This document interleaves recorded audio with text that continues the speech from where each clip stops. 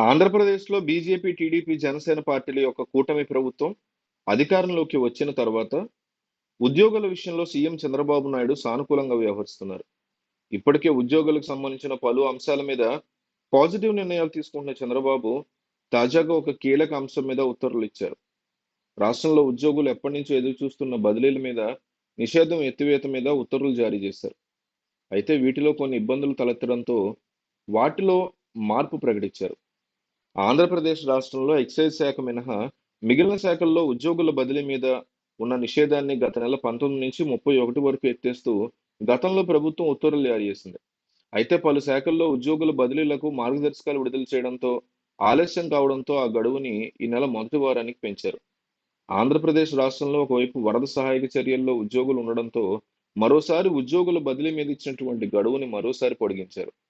ఆంధ్రప్రదేశ్‌లో ఎక్సైజ్ మినహా మిగిలిన శాఖల్లో ఉద్యోగుల బదిలీలకు ఇచ్చిన గడువుని ఈ నెల 22 వరకు పెంచుతూ ప్రభుత్వం ఉత్తర్వులు జారీ చేసింది.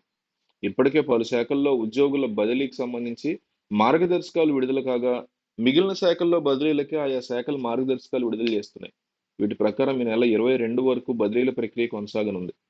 ఆ తర్వాత సెప్టెంబర్ 23 నుంచి తిరిగి బదిలీల మీద నిషేధం అమల్లోకి రాబోతోంది. ఎక్సైజ్ శాఖకి మాత్రం ఈ నెల 30 వరకు బదిలీల గడువు పొడిగించారు. వీరికి అక్టోబర్ 1 నుంచి బదిలీల మీద నిషేధం అనేది అమల్లోకి వస్తుంది.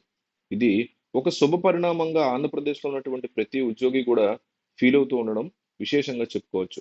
అలాగే మరోపక్క ఆంధ్రప్రదేశ్ ముఖ్యమంత్రి చంద్రబాబు నాయుడు పగ్గాలు చేపట్టిన తర్వాత రైతులకు సంబంధించి కీలక నిర్ణయాలు తీసుకుంటున్నారు. తాజాగా వచ్చిన వరదల్లో నష్టపోయిన అన్నదాతలకి అదనపు పరిహారం అందిస్తామని హామీ ఇచ్చారు.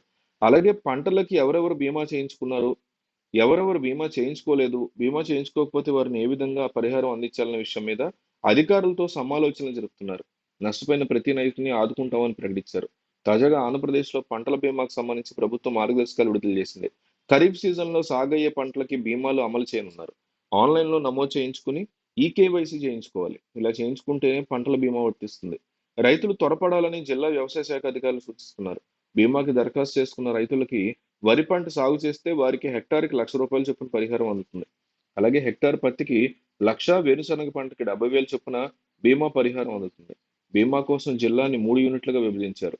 గ్రామ స్థాయి యూనిట్లలో వరి పంటలు, మండల స్థాయి యూనిట్‌లో కంది, జొన్న, ఎండుమిర్చి, ఆముదం పంటలతో పాటు జిల్లా స్థాయి యూనిట్‌లో సజ్జ, ఉల్లి, కొర్ర పంటలు ఉచిత బీమా వర్తించనుంది.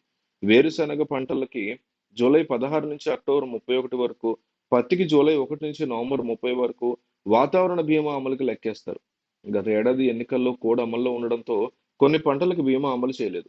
వీటికి కూడా ప్రభుత్వం మార్గదర్శకాలు విడుదల చేసింది. దీనివల్ల ఉమ్మడి కర్నూలు జిల్లాలోని వేరుశనగ, మిరప, పత్తి, వరి పంట సాగు చేసేటువంటి రైతులకి లాభం కలుగుతుంది.